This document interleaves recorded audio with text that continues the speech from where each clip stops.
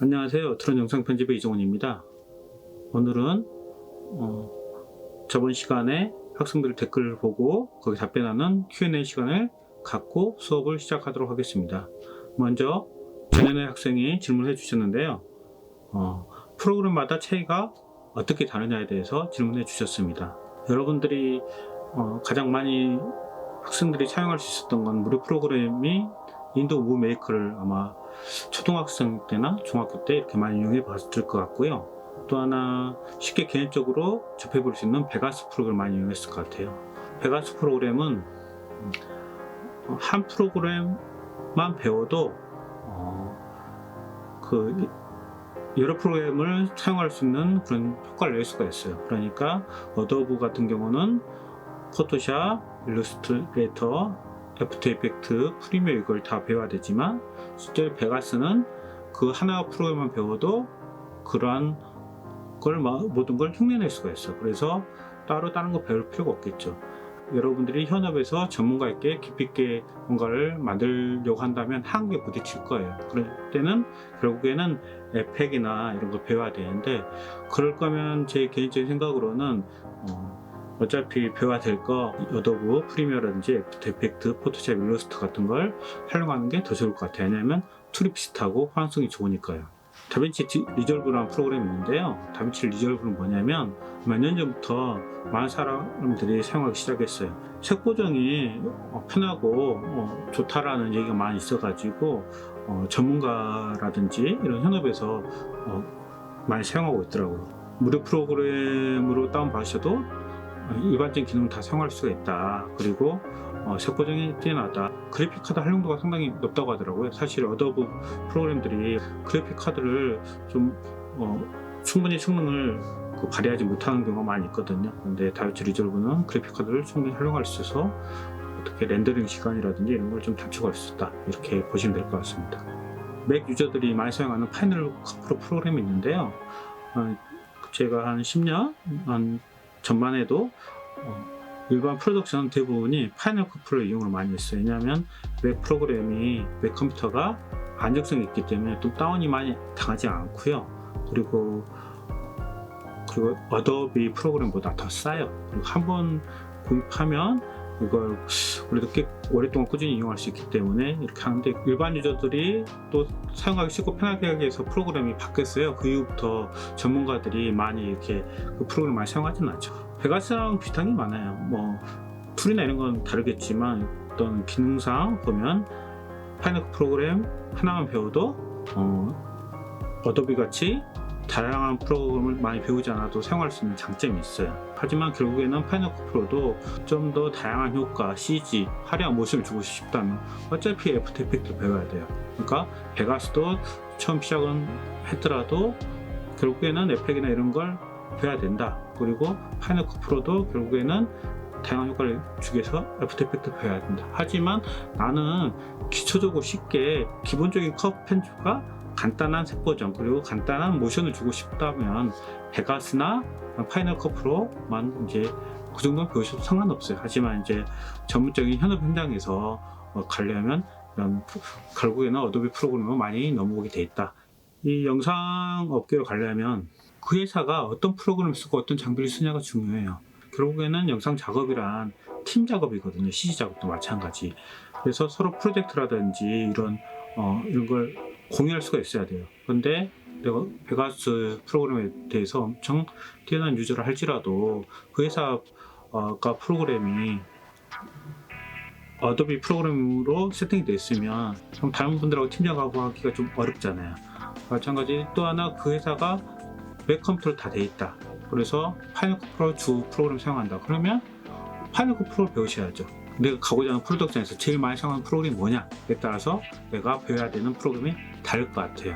하지만 어떤 회사에 들어가든지 영상 프로그램을 다룬다면, 편집해야 된다면 내가 좀 더 선택의 기회를 넓게 가진다면 어도비 프로그램을 배우는 게 좋다라는 걸 여러분한테 이야기해 드리고 싶습니다. 혜성 학생이 댓글로 달아주셨는데, 제가 편집을 할 때 어떤 효과를 썼는지 궁금하다 그렇게 이야기를 해주셨는데, 저 같은 경우는 지금 현재 작업 시스템이 어떻게 되냐면 제가 기본적인 기획을 하고 수가 부족하면 이제 친구들 촬영을 해주겠지만 제가 일반적으로 이런 유튜브 작업할 때는 제가 세팅을 해서 제가 촬영한 경우가 많아요. 그 다음에는 기본 촬영 끝난 다음에 그 편집을 해줘요. 그리고 그 대본과 같이 대본 편집 구성안을 짜서 저희 직원한테 넘겨주면 직원이 후반 작업을 다 합니다. 편집 과정도 하고 정편 과정을 해서 저한테 보여주고 저한테 또 피드백을 받고 다시 편집하는 그런 과정을 거쳐서 하고 있어요. 그러니까 여러분들 혹시 궁금하신 효과가 있으면 댓글 달아주시면 다음 편집 수업을 할 때 그걸 어떻게 하는지 따라하는 시간을 갖도록 할게요.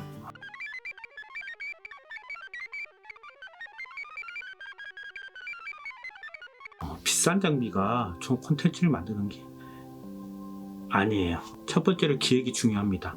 수백억, 수십억 대의 상업영화를 찍는다면 당연히 좋은 장비를 사용하겠죠. 방송이라든지 그리고 여러분들이 하는 유튜브 크리에이터들은 그렇게 엄청나게 좋은 장비를 쓰진 않아요. 제가 항상 여러분들한테 얘기했지만 기본적인 카메라 장비와 마이크만 좋아도 충분히 영상을 만들어낼 수 있다. 회사에 들어가서 비싼 장비를 활용하세요. 그리고 잘 장비 이용하지 마시고 강주에는 강주 콘텐츠 코리아랩이라든지 강주 시청자 미디어 센터가 있으니까 거기서 장비를 무료로 대여해주니까 그 장비를 이용하시면 되겠습니다. 9주차 영상 편집 수업 두 번째 시간을 갖도록 하겠습니다. 복습하는 의미에서 처음부터 시작을 한번 해보도록 하겠습니다. 일단 뉴 프로젝트 창을 열고요. 프로젝트 네임을 저장을 해야겠죠. 로케이션을 통해서 경로를 만들어 주겠습니다. 이미 폴더 만들어놨기 때문에요. 그룹 해놓고 폴더 선택을 하겠습니다. 네. 하면 지금 모든 게 구차로 바뀌었죠. 세팅을. 저건 다시 한번 말씀드리겠는데 쿠다는 기존에 있는 그래픽 카드를 쓰는 게 쿠다 엔진이고요. 두 번째 오픈CL은 CPU에 있는 그래픽 카드를 쓰는 겁니다. 그리고 마지막에 있는 세 번째 큐리 플레이백 엔진 소프트원이는 오직 그 CPU 소프트웨어로만 렌더링을 준다 거기 때문에 순서대로 보면 쿠다가 제일 빠르고 두 번째 오픈CL, 세 번째로 순서로 보면 되겠네요. 그래픽 카드가 있으신 분들은 쿠다로 설정해 주시면 되겠고요. 그래픽 카드가 없으신 분 두 번째로 하시면 될 것 같습니다. 거의 세 번째 쓸 일은 없으실 것 같네요. 오케이를 해보겠습니다. 오케이를 하고요. 일단은 들어가기 전에 여러가지 세팅하는 법이 있는데 에디트에 프리퍼런스 설정을 가시면 여러가지 세팅하는 게 있습니다. 근데 이건 여러분들하고 천천히 한 번씩 알아가도록 하겠고요. 오늘 중요한 부분을 설명해야 될 게 오토 세이브 기능을 한번 보겠습니다. 모든 프로그램이 프리미어 같은 경우도 마찬가지고 다른 편집 프로그램 같은 경우도 마찬가지고 파일이 많거나 영상 파일이 상당히 고화질이면 용량도 커지겠죠. 파일도 개수가 많아지면 프로그램이 다운되는 경우가 많아요. 여러분들 웹포트 열심히 쓰는데 문서 날라가면 엄청 황당하잖아요. 그런 것처럼 예방을 통해서 이렇게 오토 세이브 기능이 있습니다. 오토 세이브 기능이 뭐냐면 오토매틱 세이브 에브리라고 해서 15분마다 이렇게 세이브가 되는 겁니다. 그리고 맥시멈은 프로젝트 버전은 프로젝트 파일이 20개가 생기면 20번째 이상부터는 그 다음 건 이제 지워지면서 다시 시작하는 거예요. 그러니까 99개로 설정할 수 있고요.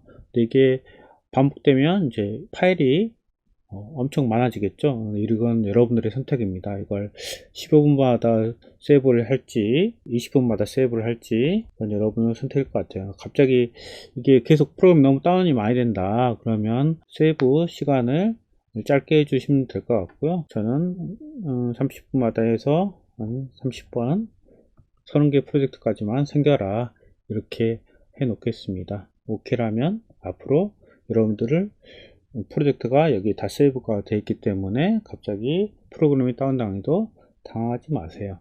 다른 프로그램도 비슷하게 많이 다운이 됩니다. 디지털 편집의 단점이라고 생각하시면 될 것 같습니다. 그러면 제가 저번에 복수방과 같이 처음부터 한번 해보겠습니다. 저는 첫 번째 창 켜놓으면 일단 이번에 첫 번째 1번은 폴더 먼저 만들겠죠.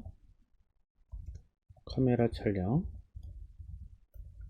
이번에는 소스가 좀 많아요. 카메라 촬영이 있고, 두 번째는 제가 이번에 아이패드 녹화도 했습니다.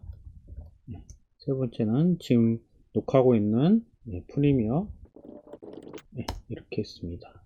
기본적으로 제가 편집을 할 때 항상 이렇게 세팅을 해놓고 한다 라는 걸 여러분들한테 보여드리기 위해서 한 겁니다.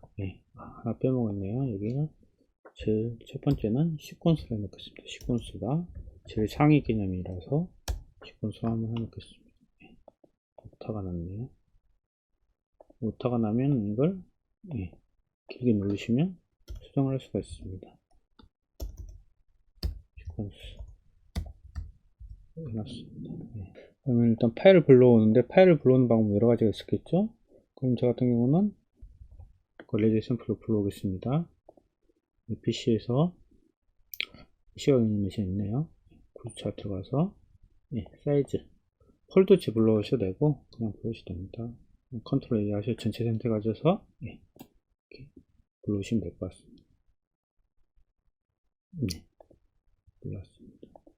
그러면 현재 보는 방법이 이렇게 리스트가 있고 이렇게 아이콘을 보는 방법이 있겠죠. 이렇게 하면 확실히 파일이 적을 때는 이렇게 아이콘 바로 보는 것도 편하고요. 파일이 많을 때는 리스트 바로 하는 게 편합니다. 현재 보면 앞에 아이콘이 필름 표시하고 오디오 파일 표시가 뜨거든요. 이렇게 보면 오디오가 비디오가 같이 있다. 이건 동영상이라는 걸 보여주는 겁니다. 사진 파일 같은 경우는 이렇게 오디오 파일이 뜨지가 않아요. 근데 이 화면에서도 앞에 썸네일을 볼 수가 있습니다. 이렇게 해서 여기 있잖아요. 썸네일이라고 썸네일 클릭하시면 여기 앞에 화면은 썸네일 자그맣지만 그래도 볼 수가 있는 겁니다. 그래서 편집할 때는 사실 모니터가 크면 클수록 좋아요.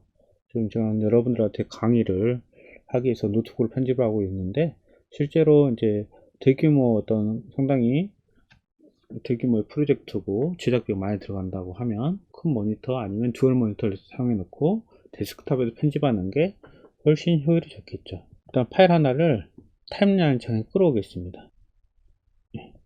끌어오는 동시에 시퀀스가 하나 생깁니다. 그 다음에 이 시퀀스를 위로 올리겠습니다. 창이 좀 작죠? 창과 그 패널과 패널 차이에는 이 경계선이 있는데, 경계선을 늘렸다 줄였다 해서 자기가 크게 보고 싶은 패널을 확대하거나 줄이시면 됩니다. 그러면 현재 한번 이 시퀀스 세팅이 어떻게 되나 한번 보겠습니다. 이 시퀀스 세팅이 있네요. 이 시퀀스 보면 에디팅 모드가 커스텀이고 타임베이스 29.97, 1920, 1080, 16:9 FHD입니다. 보통 이게 일반적으로 많이 쓰는 거예요. 픽셀 에스펙트 레이티오 1.0, 스케일 픽셀, 노필드, 오디오가 가장 기본적으로 많이 쓰는 거니까요. 이렇게 현재 내가 시퀀스 세팅이 이렇게 돼 있다라는 걸 한번 확인하시면 될 것 같습니다. 시퀀스 세팅도 이름도 바꿔 놓으시면 좋을 것 같습니다. 그럼 내가 자르고 싶은 부분이 있다. 그러면 멈춰서 저는 이쪽부터 시작을 하고 싶어요. 여기서 끝부분을 잡고 이렇게 끝내셔도 됩니다. 움직임이 있을 때 편집 카메라를 넘기면 뭔가 부자연스러워요. 그러니까 저 같은 경우는 움직임이 있기 전에 카메라가 살짝 움직이거든요. 움직이기 전에 이 정도에서 잡고 멈추겠습니다. 이걸 다시 되돌리고 싶다. 그럼 컨트롤 Z 하시면 됩니다. 컨트롤 Z 해가지고 다시 되돌리기 위해서 하시면 됩니다. 여기서 단축키 하나 알려드릴게요. 이걸 정밀하게 편집을 하시려면 키보드의 좌우 방향키를 누르셔가지고 움직임이 있고 나는 멈췄을 때 컷 편집을 하시면 됩니다. 여기서 단축키는 앞에 있는 장면을 자르고 싶으시면 Q를 사용하시면 됩니다. Q 하면 앞에 장면이 사라지면서 첫 부분으로 옮겨지네요. 다시 한번 보겠습니다. W를 하겠습니다. 여기서 이제 한 가지 얘기 드릴 건, 익스트림 롱샷은 일단은 풍경과 배경을 보여주는 거잖아요. 그러면 사이즈가 크면 클수록 좀 오랫동안 보여주는 게 좋습니다. 배경을 찬찬히 볼 수 있도록. 사이즈가 줄어들면 줄어들수록 사실 실제로 보면 그 시간이 좀 줄어들긴 해요. 왜냐하면 사람이 얼굴이 클로즈업 되면 상당히 사람이 부담스럽거든요. 본 사람도 부담스럽고 그래서 사실 사이즈가 줄어들면 줄어들수록 그 샷의 길이를 길게 사용하진 않아요. 그럼 이번엔 좀 다른 식으로 한번 해볼게요. 풀샷으로 들어가겠습니다. 풀샷으로 해서 한번 해볼게요. 지금 같은 경우는 두 번 클릭했더니 소스 창으로 들어갔거든요. 지금 마우스 커서가 있는 쪽이 소스 창이고요. 오른쪽에 있는 창이 최종 출력 창입니다. 최종 출력 창, 지금 편집한 창이에요.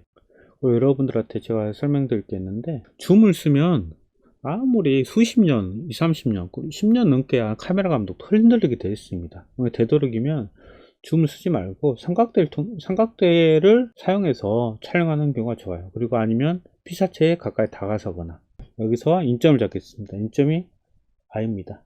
예. I 하면 방금 여기에 이렇게 영역이 설정되어 있는 거죠. 그 다음 저는 어디서 멈출 것이냐, 여기를 아웃점을 잡고 인디게이트 바를 통해서 여기를 시작점, 인점 해서, 그러면 현재 이 사이만 이제 이 밑에 타임라인 창으로 옮길 거예요. 이걸 옮기는 건 단축키를 V1, 지금 현재 보면 여기로 단축 들어가 있네요. 이게 이쪽으로 설정되어 보는 것 같아요. 이걸 이렇게 내리시면 되는데요. 이거 설정을 여기 밑으로 내리겠습니다. 그리고 이걸 지우고 다시 하겠습니다. 이렇게 인점과 아웃점을 잡으셔서 나 이 부분을 쓰겠다, 그러면 단축키를 누르시면 됩니다. 예. 여기 뭔가 이렇게 숨어있는 인프레임 같은 게 있어요. 크게 보려고 하려면 플러스 키를 누르면 이 장면이 숨어 있구나 라는 걸 볼 수가 있는 거예요. 예. 현재 이 프레임이 숨어 있었네요.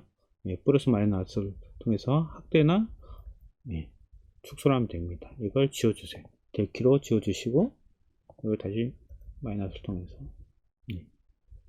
보시면 됩니다. 이제 세 번째 장면을 넣으면 될 것 같습니다. 세 번째 장면은 아까 풀샷을 넣었기 때문에 이번에는 리샷을 넣어보도록 하겠습니다. 리샷도 두 번 클릭하고 여기서 인점을 잡고, 제일 카메라가 안정적이죠. 예. 여기서 멈추겠습니다. 여기서 아웃점을 잡고 단축키를 누르면 뒤에 붙네요. 저는 바로 클로즈업을 갈게요.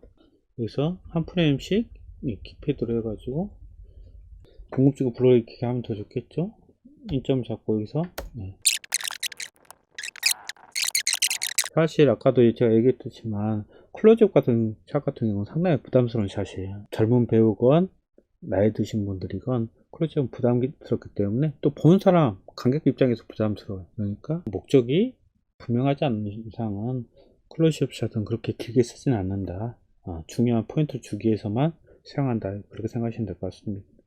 다시 단축키를 써서 하면 이렇게 컷 편집이 완성이 됐네요.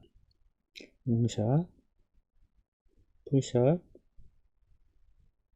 니샷,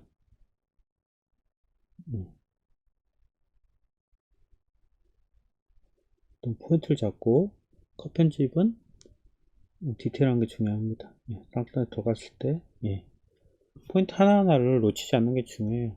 촬영을 잘하면 편집할 때 그렇게 즐거워요. 그리고 마이크도 소리를 잘 따면 후반에 편집할 때 마이크 소리가 잘 들기 때문에 또 즐겁습니다. 근데 촬영이 잘 안되면 그걸 편집으로서 CG 넣어야 되고, 자막으로 억지로 웃겨야 되고, 또 오디오가 안 좋으니까 오디오 다 고정해야 되고 또 잡아야 된다면 시간이 어마어마하게 걸리잖아요. 그러니까 여러분들한테 얘기하는 건 기획을 잘해서, 촬영을 잘해서, 또 오디오 소음을 잘해서 편집할 때 컷 편집과 자막과 음악을 넣어도 충분하게 하나의 질 높은 콘텐츠를 만들 수 있도록 노력을 해야 되는 거예요. 출력을 한번 해볼게요. 파일에서 익스포트 미디로 가시면 됩니다. 단축키는 컨트롤 M입니다. 그러면 여러 가지가 있는데요. H264 해 놓으시고요. 그래서 메시 소스 하이 비트레이트로 하시면 될 것 같습니다. 딴 거 하실 필요 없어요. 이걸 해가지고 그냥 여기서 익스포트 하면 하나의 파일로 만들어지는 겁니다. 용량이 워낙 짧아서요. 32메가 밖에 안 되네요. 25초입니다. 그래서 익스포트 출력하시면 되고요. 여기에는 또 다른 세세한 설정은 또 언젠가 기회가 되면 여러분들한테 설명할 시간이 있을 거예요. 그리고 아웃풋 네임은 1차 사이즈 컨텐츠 강의, 9주차 강의 편집 교육을 한 겁니다. 이 구간을 설정을 해 주셔야 되는데요. 워크 에어 바라고 해서 그래서 줄이면 여기까지만 출력이 되는 겁니다. 19초까지만 출력이 되는 거예요. 여기서 출력을 세세하게 설정하기가 좀 어려우니까요. 보통 보면 타임라인 창에서 보통 여기서 똑같이 아까 인점 아웃점 잡았잖아요. 여기서 인점 잡고 그러면 인점을 잡으면 얘가 회색 부분을 바뀌는 걸 볼 수 있을 거예요. 그래서 마지막 끝에 부분 가가지고 여기서 아웃점 잡고서 하면 아까 컨트롤 N 눌렀을 때 구간 출력이 현재 25초로 되어 있잖아요. 근데 내가 여기까지만 출력하고 싶다. 이쪽 부분까지만 출력하고 싶다. 이건 출력하고 싶다. 그러면 여기서 아웃점을 다시 잡으면 됩니다. 정확하게 이제 디테일하게 어떤 출력 구간 설정하고 싶다. 그럴 때는 이 타임라인 창에서 잡아야 돼요. 처음으로 들어가고 싶으시면요. 홈 엔드 버튼을 누르시면 됩니다.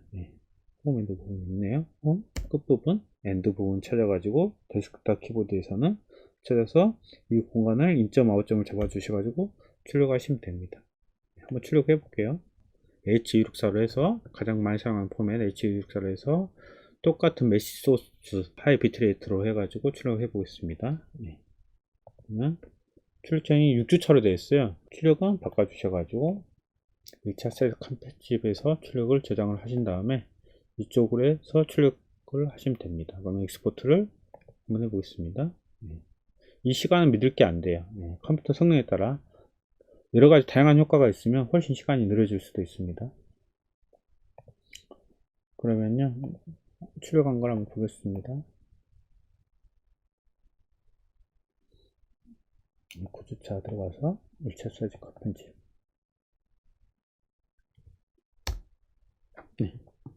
이렇게 하면 좀 25초 되겠네요. 이렇게 편집을 마쳤습니다. 편집은 상당히 디테일이 중요해요. 한 프레임 한 프레임에 정성을 쏟아가지고 편집을 해야지 퀄리티 높은 콘텐츠를 만들 수가 있는 거예요. 처음부터 너무 잘 요가지 말고 처음에는 1차 가편, 두 번째는 2차 가편, 세 번째 3차 가편 해가지고 시퀀스를 계속 만들어서 사용하면 될 것 같습니다. 시퀀스가 1차 세 콘텐츠 있잖아요. 컨트롤 C, 컨트롤 V 하셔가지고 계속 복사를 해서 다른 버전을 만들어 보세요. 한 번은 속도를 좀 빠르게 편집해보고 한 번은 노멀하게 편집해보고 세 번째는 좀 더 루즈하게 속도를 느리게 한번 편집해봐가지고 최종의 콘텐츠를 만드는 걸 가지면 될 것 같아요. 하지만 시간이 많으시면 그렇게 하시고요. 제작비가 많이 든다고 하면 더 중요한 거라면 그런 노력이 필요하겠죠. 하지만 일반 유튜브 같은 경우는 어떻게 하면 빨리 제작할 수 있을까를 좀 고민을 하셔야 될 것 같아요. 프레임 하나를 상당히 중요시 여겨야 된다. 그리고 이 최종 출력 편집이 완성이 됐더라도 혼자 그 다음날 아침에 일어나서 다시 한번 보세요. 그러면 또 뭔가 부족한 것이 많기 때문에. 그래서 사실 영상을 제작할 때 기획이 제일 시간이 오래 걸리고요. 그 다음에 편집 시간이 엄청 오래 걸립니다. 촬영 시간이 제일 짧아요. 왜냐하면 촬영 시간은 비싼 배를 불러가지고 촬영을 해야 되고 스톱 드려야 되니까 최대한 촬영 시간은 짧게 잡는 게 중요하고요. 편집 시간은 충분히 여유를 둬가지고 계속 수정하고 또 수정해서 하는 작업을 하시면 될 것 같습니다. 오늘은 아주 기본적인 자르고 붙이는 작업을 한번 해봤습니다. 다음에는 툴도 여러가지 툴이 있으니까요. 좀 더 많이 여러분한테 알려드리도록 하겠습니다. 이번 9주차 교육은 이걸로 마치도록 하겠습니다. 다들 고생하셨습니다.